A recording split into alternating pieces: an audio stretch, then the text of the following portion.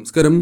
July 20 മുതൽ ഞാൻ ഈ പരാമർശിക്കുന്ന രാശിയിൽ ജനിച്ചവർക്ക് വരുന്ന ഒരു വർഷക്കാലം നീണ്ടു നിൽക്കുന്ന ഭാഗ്യത്തിന്, മഹാഭാഗ്യത്തിന് തന്നെ തുടക്കമാകുന്നു. കേതു പൂരം നക്ഷത്രത്തിലേക്ക് സംക്രമിക്കുകയാണ്. തന്മൂലം ഈ ഭാഗ്യത്തിന്, മഹാഭാഗ്യത്തിന് തുടക്കമാകും. 2025 ജൂലൈ 20 പൂരം നക്ഷത്രത്തിലേക്ക് കേതു പ്രവേശിക്കാനായി പോവുകയാണ്. 2026 ജൂലൈ വരെ നീണ്ടു നിൽക്കുകയും ചെയ്യും. ഒരു വർഷക്കാലം ഈ കാര്യം നീണ്ടു നിൽക്കും.